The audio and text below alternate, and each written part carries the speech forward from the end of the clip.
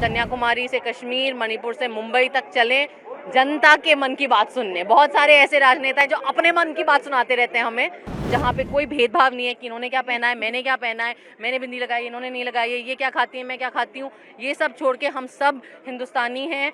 जो हमारे भगवानों का नाम ले लेकर जिस तरीके से नफरत हो रहा है और जिस तरीके से पाप हो रहा है, आप हमारे भगवान का नाम लेकर अगर कत्ल कर रहे हैं तो इससे बड़ा पाप नहीं है। मैं एक हिंदू होने के नाते मैं समझती हूँ ये सरकार का कंसर्न सिर्फ अपनी सत्ता है और अपनी कुर्सी है और अपनी मार्केटिंग करना और फालतू के झूठ फैलाना है। मुझे लगता है कि ये बहुत ही जो उन्होंने ये दोनों भारत जोड़ो यात्रा जो उन्होंने करी है वो बहुत ही प्रशंसनीय है और मैं नहीं समझती मेरे जहन में कोई दूसरे ऐसे राजनेता हों जो मतलब सही में देश का कोना कोना कन्याकुमारी से कश्मीर, मणिपुर से मुंबई तक चलें जनता के मन की बात सुनने। बहुत सारे ऐसे राजनेता हैं जो अपने मन की बात सुनाते रहते हैं हमें, लेकिन मुझे लगता है राहुल गांधी जी की खासियत ये है कि वो सही में जनता के मन की बात सुनते हैं, लोगों से मिलना चाहते हैं, जुड़ना चाहते हैं। और ये जो अभियान है, चाहे वो भारत जोड़ो यात्रा था या ये न्याय यात्रा है, ये बहुत ही अच्छा है।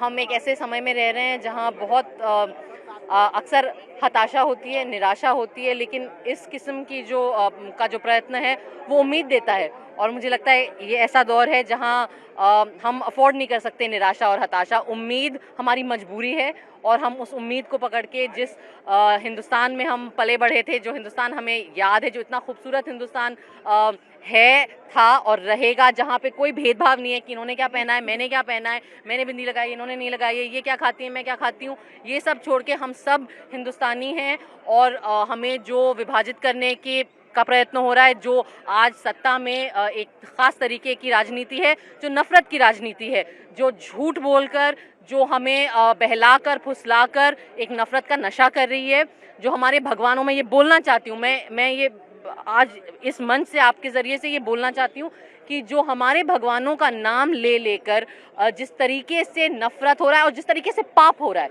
आप हमारे भगवान का नाम लेकर अगर कत्ल कर रहे हैं तो इससे बड़ा पाप नहीं है। मैं एक हिंदू होने के नाते मैं समझती हूँ।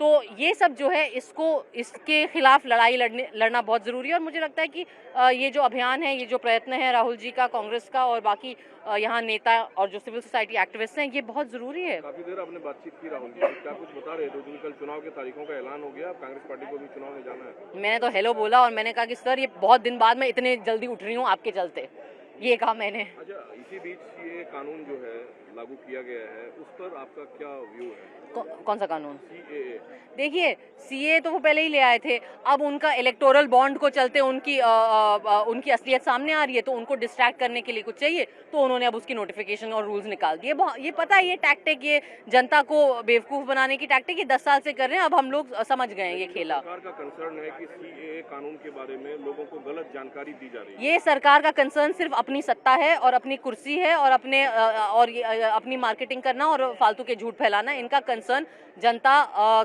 के हक या जनता के जो असली मुद्दे हैं वो कतई नहीं है। If you like this video, then like, share and subscribe to ET Now.